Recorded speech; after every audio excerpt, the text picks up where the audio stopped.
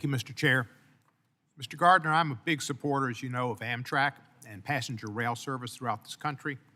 And of course, I also have an interest in my area, Memphis, which has New Orleans, Chicago, city of New Orleans, but also wants to expand to Little Rock and or Nashville. Can you give me an assessment of where those possible expansions of service out of Memphis stand at the present time? Thank you, Congressman, and thanks for your support and leadership on passenger rail issues.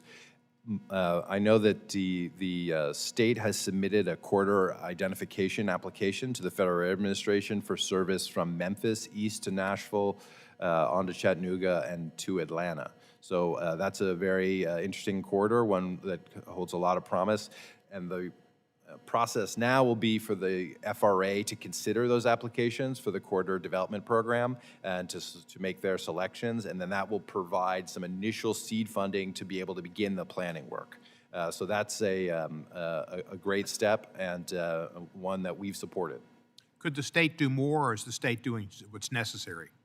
I think this is the first critical step, is to get in the program, to make this submission and to express their interest. And once the FRA has made their decisions, then there'll be a process to further study and work, of course, with host railroads and work with operators like ourselves to plan out a service. But this was a critical step that was necessary by the state.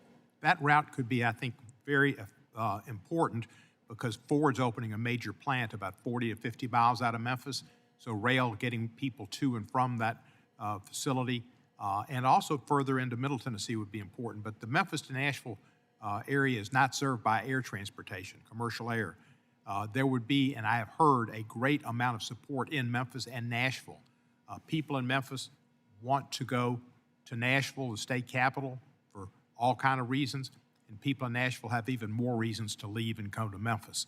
So there's this great synergy of energy there that would be important. So I urge you to look at that carefully. Also, Little Rock, we've had, is governor of Arkansas, or the state of Arkansas, done anything to get that Memphis to Little Rock route that would go on to Dallas?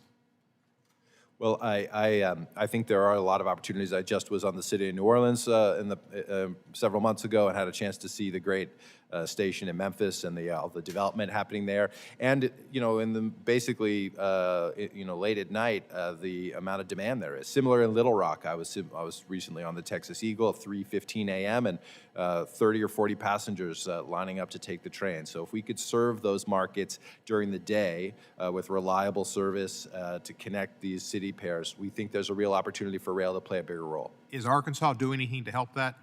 Because the state's real involved. Is it not necessary? Yep. So I think I'm not sure that that corridor has been submitted for the corridor ID program, but the good news is that that's a rolling process, so there'll be more opportunities for states to put forward other opportunities and interests. I presume you heard about it. The Gannett newspapers ran a section on summer travel this past weekend in Memphis, at least, and one of the highlights was rail. It said rail was a great way to go, and it talked about all the routes, but there were two criticisms. One was you always have to wait, just get used to it. The other was dining. I've been concerned about the dining experience, which I experienced as a child and think is part of the romance of a train travel. What is going to be done with the Amtrak Food and Beverage Working Group report on improving dining, making it more available, and which enhances the consumers' enjoyment of the Amtrak experience? Yeah, thanks for that question. So we've worked hard to restore traditional dining and had great results as a result of that on our Western trains. We're bringing traditional dining back to our Silver service in the East, and we are looking at as I mentioned, we just got the food and beverage recommendations here recently. We're working on going through those. Amtrak was a part of that, but it's a big group of folks from the culinary world, from our riders, from our labor partners coming together to give us great recommendations about how to improve the service. So we'll be back to Congress with our take on that report and the different efforts that are underway, but we're committed to improving the experience and also making, as we have done in certain instances, making the dining car available to coach passengers where we have capacity. Thank you. I look forward to traveling on one of those longer trains between Chicago and Los Angeles or Frisco. They certainly give you the opportunity to see the country and enjoy it. And last question, and I don't want to harp on this at all, but did Richard Anderson start the bonus program, or was it before him?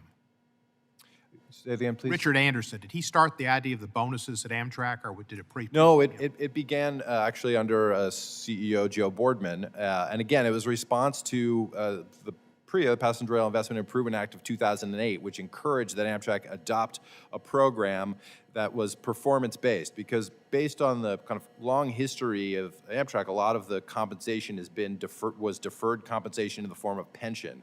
This took away that and actually saved taxpayers hundreds of millions, $1 billion of future exposure, and traded that for performance-based compensation, so that Amtrak's employees would be tied to the goals and metrics that we set. And that, as I mentioned, has not been something that simply is awarded. It's earned, and oftentimes the company has not achieved its goals. Thank you very much. I yield back the balance of my time, and I look forward to my ham and eggs in Carolina. Mr. Cohen,